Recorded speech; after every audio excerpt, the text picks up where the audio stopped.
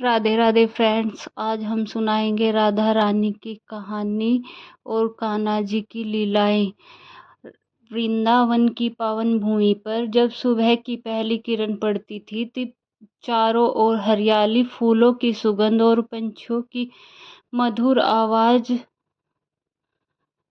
से वातावरण आनंदमय हो जाता था। यमुना के किनारे, दबंग के वृक्षों के नीचे और ग्वालों की टोली के बीच नन्हे कान्हा अपनी मनोहर लीलाओं से सभी का मन मोह लेते थे। कान्हा के सखा श्रीदामा, सुदामा, मधुमंगल और अन्य ग्वाल बाल हमेशा उनके साथ रहते थे। वे सभी मिलकर गायों को चराने जंगल जाते थे, दिन भर हंसी मजाक करते थे। कान्हा की मुस्कान देखकर उनके सभी मित्र अपने सारे दुख भूल जाते थे। एक दिन कान्हा अपने सखाओं के साथ गाय चराने वन में गए। रास्ते में मधुमंगल ने कहा, कान्हा आज तो बहुत भूख लगी है, कुछ खाने को मिल जाए तो मजा आ जाए। कान्हा मुस्कुराए और बोले, मित्रों चिंता क्यों करते हो, वृंदावन में प्रेम से बड़ा कोई भोजन नहीं है। इतना कहकर कान्हा ने अपनी मधुर बांसुरी बजानी शुरू कर दी।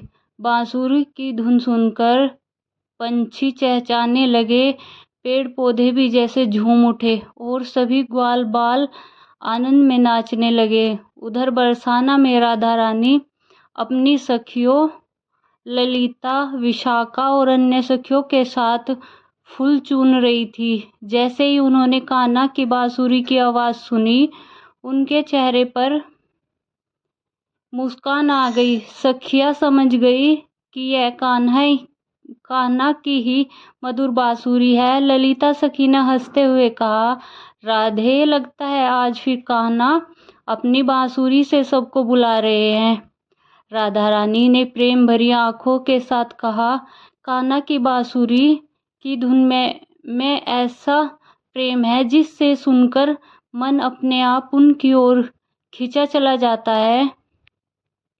राधा और उनकी सखियां यमुना किनारे पहुंची। वहां कान्हा अपने सखाओं के साथ खेल रहे थे।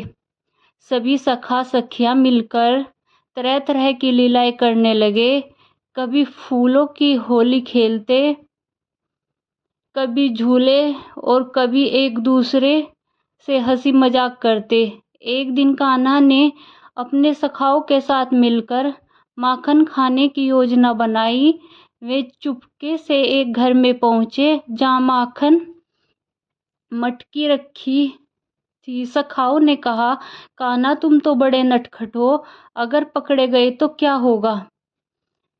कान्हा हंसकर बोले, जहां प्रेम होता है वहां डर कैसा। कान्हा ने माखन निकाला और सभी सखाओं के साथ बांटकर खाया। जब घर की महिला वहां पहुंची तो कान्हा की भोली मुस्कान देखकर उनका क्रोध भी प्रेम में बदल गया। वृंदावन में कान्हा की हर लीला प्रेम और आनंद का संदेश देती थी। उनकी शरारतों में भी एक गहरा भाव छिपा था। वे सभी को सिखाते थे कि जीवन में प्रेम, मित्रता, भक्ति सबसे बड़े धन हैं। राधा रानी और उनकी सखियां कान्हा के साथ जब भी मिलती, पूरा वृंदावन आनंद से भर जाता। फूल खिल उठते, यमुना की लहरों में मधुर संगीत जैसे लगती है और वातावरण में भक्ति का भाव फैल जाता है। कान्हा के सखा उन्हें केवल मित्र नहीं मानते थे, बल्कि अपना सबसे प्रिय साथी समझते थे। वहीं राधा रानी और सखियों का प्रेम निस्वार्थ भक्ति का प्रतीक था। इसी प्रकार वृंदावन की ये मधुर लीलाएं आज भी लोगों के हृदय में प्रेम और आनंद और भक्ति का प्रकाश फैलाती है। बोलो राधे राधे।